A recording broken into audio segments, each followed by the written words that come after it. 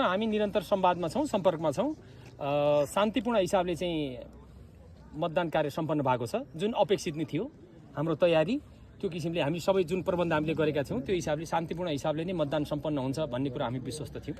यस क्रममा चाहिँ खटिनु हुने र यो मतदान कार्यलाई शान्तिपूर्ण हिसाबले सम्पन्न गर्न सहयोग गर्नुहुने चितवन जिल्लाका सम्पूर्ण राजनीतिक दल र उम्मेदवारहरूप्रति हामी एकदम चाहिँ धन्य छौँ। उहाँहरू चाहिँ धन्यवादको पात्र हुनुहुन्छ। त्यसै गरी अहोरात्र खटिनु हुने हाम्रा सुरक्षाकर्मी साथीहरू र चाहिँ मतदान कार्यमा संलग्न भएका सबै कर्मचारी साथीहरूलाई म चाहिँ जिल्ला सुरक्षा समितिको तर्फबाट उहाँहरूलाई हार्दिक आभार प्रकट गर्न चाहन्छु, धन्यवाद व्यक्त गर्न चाहन्छु। हामी तीनवटै निर्वाचन क्षेत्रका मतपेटिकाहरू चाहिँ मतगणना स्थलमा ल्याइसकेका छौँ। अहिले तीनवटै निर्वाचन क्षेत्रमा राजनीतिक दलका पदाधिकारी र उम्मेदवारका चाहिँ प्रतिनिधिहरूको बिचमा सर्वदलीय चाहिँ छलफलहरू भइरहेका छन्। सर्वदलीय छलफलबाट उहाँहरू जुन निष्कर्षमा पुग्नुहुन्छ त्यही किसिमले चाहिँ मतगणनाको कार्य अगाडि बढ्दछ।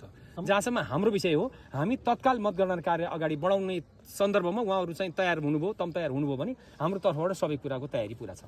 आजै मतगणना हुने सम्भावना छ। हामी चाहिँ निर्वाचन सुरक्षामा खटिने हाम्रो टिम चाहिँ यदि अहिलेबाटै चाहिँ मतगणना सुरु गर्नुपर्छ भन्ने हिसाबमा उहाँको सहमति भयो भने हाम्रो त्यसमा सबै तयारी छ। हाम्रो साथीहरू तयार हुनुहुन्छ।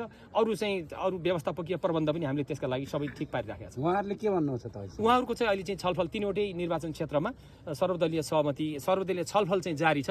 छलफलबाट जे निष्कर्ष निस्किन्छ हामीले उहाँको जिम्मामा छोडेका छौँ। यदि उहाँहरू तयार हुनुभयो भने हामी तयार छौँ। यदि उहाँले आज नगरेर भोलि गर्ने भन्ने हिसाबको सहमति गर्नुभयो भने त्यसमा पनि हाम्रो कुनै आपत्ति रहँदैन। तथ्याङ्क हेर्दाखेरि उत्साहजनक हो कि? एकदमै उत्साहजनक हो।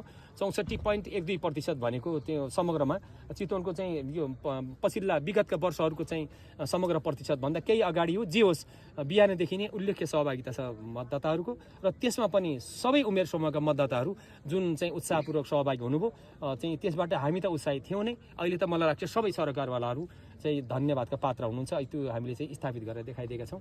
मतदान कार्य शान्तिपूर्ण, अपेक्षित र चाहिँ पूर्ण हिसाबले चाहिँ एकदम व्यवस्थित र चाहिँ भव्य तरिकाले सम्पन्न भएको छ। मतगणना पनि विशेष निगरानीमा हुँदैछ, तार जाली र सीसीटीभीको निगरानीमा। हामी सगरमाथाको यात्रा सम्पन्न गऱ्यौँ। अब यो चाहिँ के अरे दाउन्नेका पहाडहरू हाम्रो लागि चाहिँ त्यति ठुला हुन् जस्तो लाग्दैन। त्यसमा राजनीतिक दलहरूको त्यसै गरी सहयोग र समन्वय हामी अब अपेक्षित छ। जस्तो यो मतगणना सुरु भएको कति समयसम्ममा? त्यो त यसो छ, त्यसलाई त तपाईँलाई थाहै छ नि। त्यो विषय भनेको हामीले समयबद्ध गर्न सकिने कुरा होइन। मतगणना कार्य अगाडि बढ्दाखेरि कतिपय ठाउँमा चाहिँ अब जटिलताहरू पनि आउन सक्लान्, विवाद पनि आउन सक्लान्। ती विवाद व्यवस्थापन गर्दै अगाडि जाँदा लाग्ने चाहिँ सामान्य समय भनेको चाहिँ त्यसलाई चाहिँ पूर्वानुमानित नै हो। तथापि हामी शीघ्र मतगणना कार्य सम्पन्न गरेर यो चाहिँ कार्यभार चाहिँ निर्वाचित पदाधिकारीहरूको जिम्मा लगाउन चाहन्छौँ। हामीले चाहिँ सुरुवात गर्नका लागि मैले यहाँलाई निवेदन गरेँ, तत्कालै सुरुवात गर्ने भनेर राजनीतिक दलका पदाधिकारीहरू तयार हुनुभयो भने त्यसका लागि हामी एकदमै हाम्रो तर्फबाट सबै तयारी पुरा छ। त्यसपछि मतगणना कार्यमा लाग्ने सामान्य समय बाहेक आएको तर्फबाट खास गरी चाहिँ निर्वाचन सुरक्षामा खटिने चाहिँ हाम्रो टिमको तर्फबाट चाहिँ कुनै ढिला हुने अथवा चाहिँ अल्छी गर्ने अथवा चाहिँ समय माग गर्ने लगायतका कुराहरू हाम्रो तर्फबाट हुँदैन। त्यसमा हामी विश्वस्त छौँ। गणना आजै सुरु गर्न दलहरू तयार नहुनुपर्ने कारण के छ? हामीलाई लाग्दैन त्यस्तो। भनेपछि आजै हुन्छ? हामी आजै उहाँ गर्ने कुरामा विश्वस्त हुनुहुन्छ, अगाडि आउनुहुन्छ। उहाँहरू आजै गरौँ भनेर उहाँहरू सबैको पक्षमा एक किसिमको चाहिँ सहमति हुन्छ भन्ने कुरामा हामी विश्वस्त छौँ। त्यो कुरा उहाँहरूको जिम्मामा छोडेका छौँ हामीले। हस्, थ्याङ्क यू, धन्यवाद।